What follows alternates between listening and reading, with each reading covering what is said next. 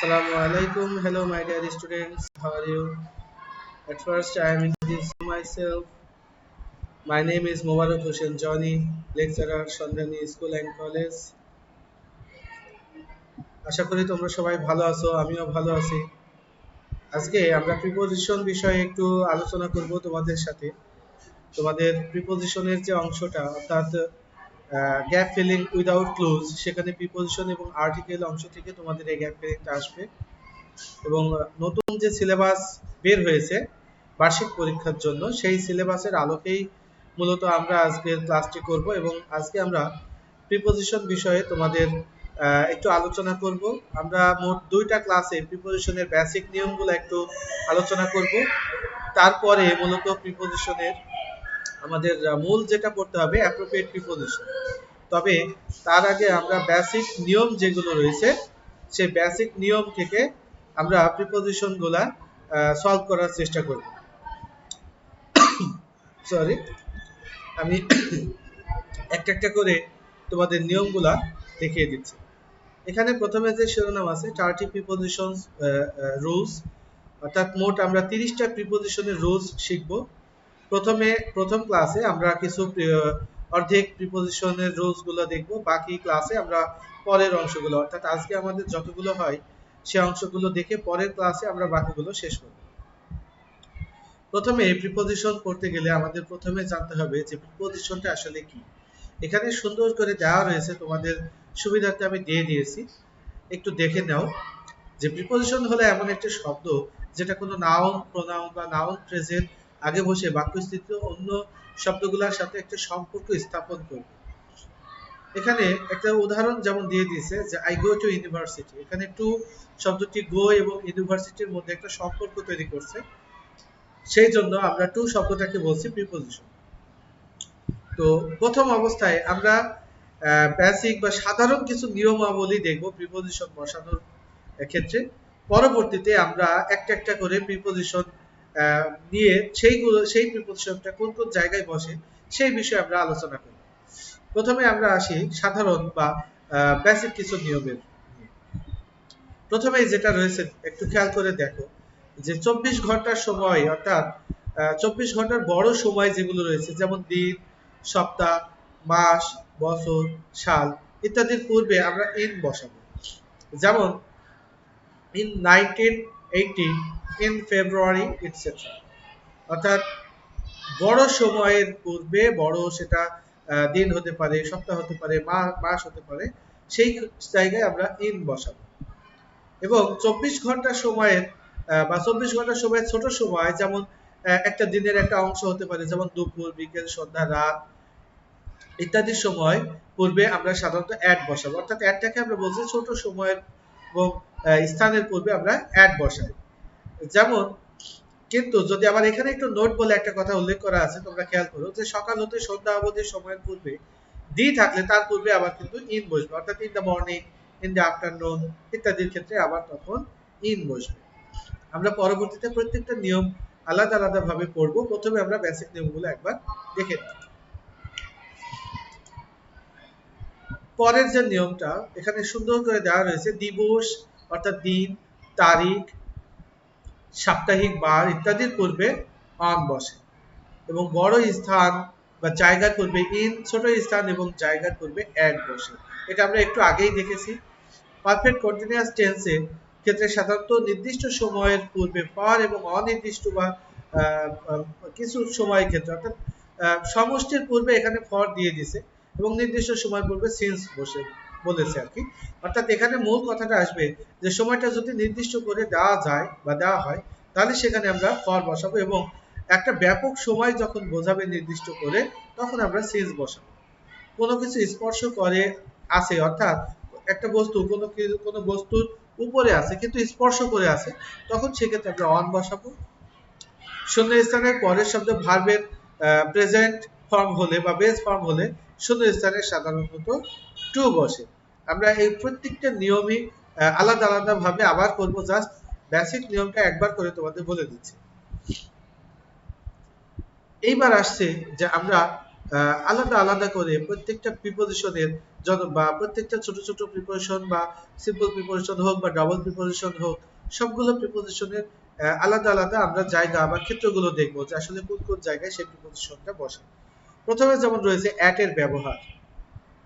আমরা শুরুতেই জেনেছি যে ছোট স্থান, ছোট সময়ের পূর্বে বা শহর বা স্থান আমরা বলতে পারি, তার পূর্বে অ্যাট বসে। যেমন লিভস অ্যাট লালবাগ। এখানে আমরা যদি সেন্টেন্সটা বলি যে হি লিভস ইন লালবাগ, সেন্টেন্সটা কিন্তু সঠিক হবে। অর্থাৎ স্থানটা যদি তোমার কাছে ছোট জায়গা মনে হয় বা তুমি যদি মনে করো বা জায়গাটা যদি ছোট হয়, তখন সেই ক্ষেত্রে আমরা অ্যাড বসাতে পারি। কিন্তু সেই স্থানের তুলনায় আরো যদি ছোট স্থান থাকে ওই জায়গায়, তখন কিন্তু সেই স্থানের পূর্বে অ্যাড বসাবো এবং পরের যে স্থানটা অর্থাৎ বড় স্থানটার পূর্বে আমরা ইন বসাতে পারি। যেমন আরেকটা উদাহরণ আছে বা আরেকটা নিয়ম আছে, নির্দিষ্ট সময় বোঝাতে অ্যাড বসা। অর্থাৎ সময়টা যদি নির্দিষ্ট করে দেওয়া থাকে, যেমন 10 PM, 9 PM বা 7 AM, যেমন I go to school at 9 AM, আমি 9টার সময় স্কুলে যাই, নির্দিষ্ট করে সময় উল্লেখ করা রয়েছে, এখানে আমরা এই সময়ের পূর্বে অ্যাড বসা। দূরত্ব বোঝাতে অ্যাড বসে। যেমন Khulna is at 100 kilometre from here, Khulna এখান থেকে প্রায় 100 কিলোমিটার দূরে অবস্থিত। অর্থাৎ দূরত্ব নির্দেশ করতে সেই দূরত্বটার পূর্বে আমাদের যদি প্রিপোজিশন বসাতে হয়, তাহলে আমরা অ্যাড বসাবো। দামের পূর্বে অ্যাড বসে, অর্থাৎ কোনো কিছু মূল্যের আগে অর্থাৎ দামের পূর্বে যদি গ্যাপ থাকে, সেই জায়গায় আমরা অ্যাড বসাতে পারি। যেমন পটেটো সেলস অ্যাট 10 টাকা পার কিলো অবলিক কেজি, অর্থাৎ আলু 10 টাকা কেজি বা প্রত্যেক কেজি আলুর দাম হচ্ছে 10 টাকা। অর্থাৎ এখানে টাকার যে অঙ্কটা দেওয়া রয়েছে 10 টাকা, এখানে এই মানে দামের পূর্বে মূলত আর্টিকেল প্রিপোজিশন অ্যাড বসেছে। পরের যেটা রয়েছে দায়িত্ব বোঝাতে, অর্থাৎ তোমার কোনো দায়িত্ব কর্তব্য বোঝাতে সাধারণত অ্যাট বসে। যেমন you must do this at your own risk, অর্থাৎ তোমাকে অবশ্যই তোমার নিজ দায়িত্বে এটা করতে হবে। অর্থাৎ এখানে নির্ভরতা বা দায়িত্ব বোঝাতে মূলত অ্যাট বসাইছে, অর্থাৎ অ্যাট ইউর ওন রিস্ক। আবার বয়স বোঝাতে অ্যাট বসে। যেমন হি পাসড এসএসসি অ্যাট 16, 16 বছর বয়সে সে এসএসসি পাস করেছে, এখানে 16 দ্বারা একটা বয়স উল্লেখ করছে, সুতরাং এখানে আমরা অ্যাট বসাতে পারি। পরের যে অংশটি রয়েছে আমরা সেই অংশটি চলে যাই। অনের ব্যবহার। প্রথমেই আমরা সাধারণ নিয়মাবলীর ভিতরে পড়েছি যে কোনো কিছুর উপরে সংলগ্ন অর্থাৎ স্পর্শ করা অবস্থায় বোঝাতে অন বসে। যেমন keep the mobile on the table, অর্থাৎ মোবাইলটি টেবিলের উপরে রাখো, অর্থাৎ টেবিলের উপরে স্পর্শ করে থাকা অবস্থায় বোঝাচ্ছে। কোনো দিন দিন বা তারিখের পূর্বে সাধারণত অন বসে। যেমন I went there on Saturday, দিনের আগে গ্যাপ থাকলে সেখানে যদি প্রিপোজিশন বসাতে হয় আমরা অন বসাবো। পরের যে অংশটি রয়েছে আমরা সেটা একটু দেখি। নদীর তীর বোঝাতে অন বসে, অর্থাৎ নদীর তীরে কথা উল্লেখ থাকলে সে জায়গায় আমরা পারি। যেমন Khulna is on the Rupsa, অর্থাৎ খুলনা রূপসা নদীর তীরে অবস্থিত। নির্ভরতা বোঝাতে অন বসে উই লিভ অন রাইস, অর্থাৎ কোনো কিছুর উপর ডিপেন্ডেন্ট থাকা, সেই ডিপেন্ডেন্ট থাকা অর্থে বা নির্ভরতা বোঝাতে সাধারণত অন বসে। ফ্লোরের সংখ্যা বোঝাতে অন বসে, অর্থাৎ তুমি কত তলায় বাস করো বা কত তোমার মেঝের যে সংখ্যা সেটা বোঝাতেও কিন্তু অন বসে। যেমন the bank is on the 5th floor, অর্থাৎ ব্যাংকটি 5ম তলায় অবস্থিত। সম্বন্ধ বোঝাতে অন বসে। যেমন হি রোট অ্যান এসে অন লিবারেশন, অর্থাৎ কোনো কিছু সম্বন্ধে কোনো কিছু লেখা অর্থ এখানে আছে, অর্থাৎ হি রোট অ্যান এসে, সে একটি এসে বা একটি রচনা লিখেছে অন লিবারেশন, অর্থাৎ যুদ্ধের উপরে। পরের যে অংশটি আমরা সেই অংশটি একটু দেখি।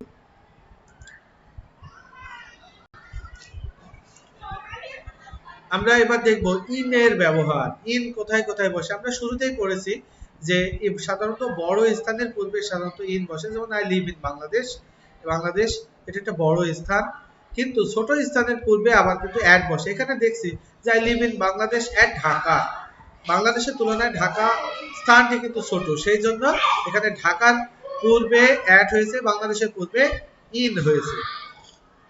আবার অনেক জায়গায় ঢাকার পূর্বে ইনও বসতে পারে, যেমন I live in Dhaka at Bashundhara, অর্থাৎ বসুন্ধরার আমি ঢাকার বসুন্ধরাতে বসবাস করি।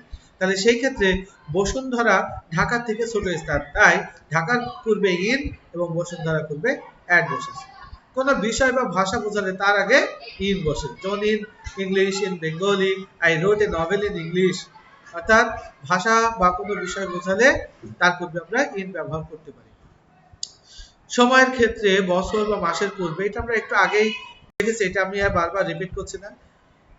পেশার পূর্বে ইন বসে, হি জয়েন্ট ইন নেভি, অর্থাৎ পেশার নামের পূর্বে বারবার আর্টিকেলের কথাটা চলে আসছে, কারণ আমরা পূর্বের ক্লাসে প্রায় 3টা ক্লাসে আমরা আর্টিকেল বিষয়ে আলোচনা করেছি, সেজন্য আমি দুঃখিত। পেশার পূর্বে সাধারণত আমরা প্রিপজিশন ইন ব্যবহার করতে পারি। বিষয়ের পূর্বে, এটা আমরা উপরেই পড়েছি, কোনো বিষয় বা ভাষা বোঝালে আমরা ইন ব্যবহার করব, যেমন he studies in story, say story বিষয়ে বা ইতিহাস বিষয়ে পড়ে। অবস্থা বোঝাতে ইন বসে, যেমন she is in happy mood, সে এখন খুব ভালো মোডে বা তার মেজাজটা ভালো আর কি, সেটা বোঝাচ্ছে। ভালো অবস্থা বোঝাতে বা অবস্থা বোঝাতে মূলত এখানে ইন ব্যবহার করা হয়েছে। ক্ষেত্র বোঝাতে ইন বসে, যেমন I have nothing to say in this regard, অর্থাৎ এই বিষয়ে আমার কোনো কিছু বলার নেই। এই ক্ষেত্র বোঝাতে সাধারণত ইন বসে। আমরা পর্যায়ক্রমে ইন অ্যাট এর ব্যবহার জানলাম, অন এর ব্যবহার জানলাম, এবং এখন আমরা ইনের ব্যবহার জানলাম। পরবর্তীতে আমরা যে অংশটি পড়ব, আমরা সেই অংশটিতে চলে যাই। আমরা এরপরে জানবো টু এর ব্যবহার, অর্থাৎ কোন কোন জায়গায় আমরা টু ব্যবহার করতে পারি। কোন স্থানে আসা বা যাওয়া বোঝাতে ওই স্থানের আগে টু বসে, যেমন he goes to market, he went to Italy. কোন স্থানে যাওয়া বা আসা বোঝাতে কোনো কিছু দিকে নির্দেশ করতে সাধারণত টু ব্যবহার করা হয়।